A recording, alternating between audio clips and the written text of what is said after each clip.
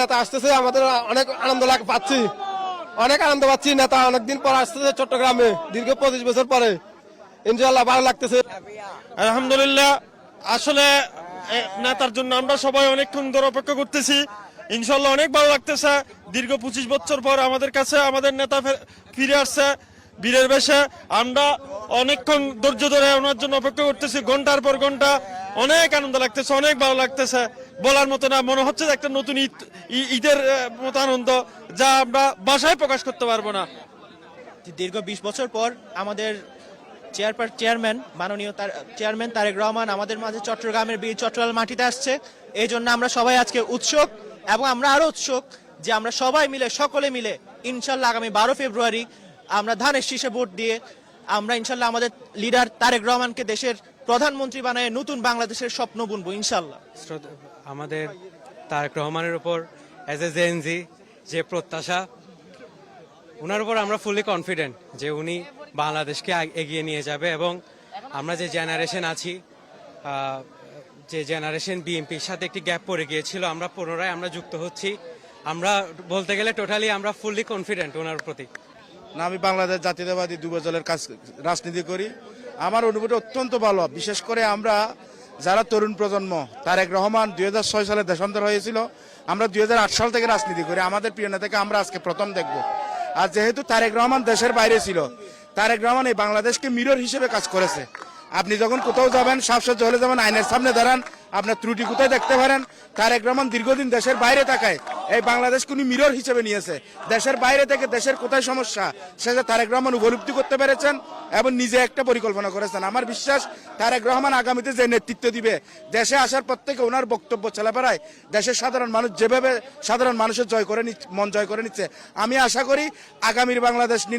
আসলে আজকের অপেক্ষাটা আমরা দীর্ঘ 17টি বছর অপেক্ষা, এই অপেক্ষার প্রহর আজকে আমাদের শেষ হচ্ছে। আমাদের নেতা 2 দশক পরে আমাদের চট্টগ্রামের নগরীতে আসতেছে এবং আমরা চট্টগ্রামবাসী দীর্ঘ অপেক্ষা আছি। তার সাথে আমাদের দেখা হবে এবং তিনি আমাদের চট্টগ্রামের উন্নয়নের জন্য একটি সুনির্দিষ্ট পরিকল্পনা এবং দিক নির্দেশনা দিবে, এবং চট্টগ্রামের মানুষের জন্য তিনি কালকে যে সমাবেশ, এই সমাবেশটি চট্টগ্রাম মানুষের জন্য একটি উপহার আমি মনে করি, এবং আশা করি এই কালকের এই জনসভা থেকে চট্টগ্রামের মানুষ আরো উৎফুল্লিত হবে, উদ্ভাবিত হবে। মানে তারেক রহমানের কোনো বিকল্প নাই।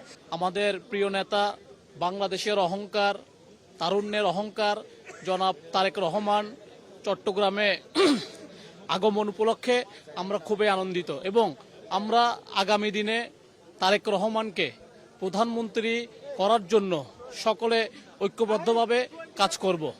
এটাই আমাদের মূল লক্ষ্য। গর্বিত আমাদের তারুণ্যের অহংকার তারেক জিয়া চট্টগ্রামে পদার্পণ করতেছেন 17 বছর পর, এবং সাথে সাথে ফ্যাসিস্ট মুক্ত চট্টগ্রামে আজকে স্বাধীনতার যে একটা আনন্দ, সেটা নিয়ে আমরা এখানে প্রয়োজনে রাতভর এখানে অবস্থান করব, শুধুমাত্র এইটা উপভোগ করার জন্য। আসলে আমাদের দীর্ঘ 20 বছর পর আমাদের তারেক জিয়া আসতেছে এখানে, এর জন্য আমরা খুশি আপ্লুত, বলার ভাষা নাই আমার। ঠিক আছে, আমি আসছি চট্টগ্রাম 15 নং বাগমুনিয়া ওয়ার্ড থেকে। এর মধ্যে মুশকিলত আসি তারেক জিয়া সাহেবের লাই, ও তো আর ভবিষ্যতের ম্যান্ডেলাইট, এখানে মুশকিলত আসি সাহেবের লাই। আমি দীর্ঘদিন বিএনপির সাথে জড়িত ছিলাম, এবং কোনো এক সময় আমি বন্দর থানা কমিটিতে ছিলাম, আবার মহানগর ইয়েতে সদস্য ছিলাম।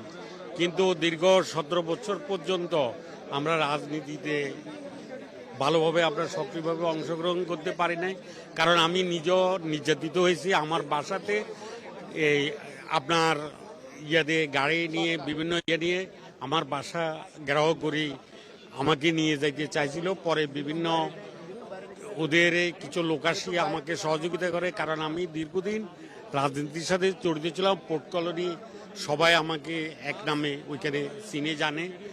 তো দীর্ঘ বছর এখন আমরা তারেক যে আসতেছে, আমাদের তারুণ্যের অহংকার তারেক যে আসতেছে, আমরা সেই জন্য আজকে এখানে আমরা সমবেত হয়েছি, এবং লাখো লাখো মানুষ আজকে এখানে আছে। আমরা নিমতলাতে একটা প্রোগ্রাম করে মিছিল করে তারপর আমরা আজকে এখানে আমরা আসছি। আমাদের প্রত্যাশা আগামী দিনে তারেক জিয়া প্রধানমন্ত্রী হবেন, এটা আমরা আশা করি, এবং দেশ থেকে আপনার সুষ্ঠু একটা রাজনীতির দ্বারা আবার পুনরায় ফিরে আসবে। দীর্ঘ যেহেতু আমরা প্রায় 17 বছর পর্যন্ত কোনো রাজনীতি আমরা করতে পারি নাই,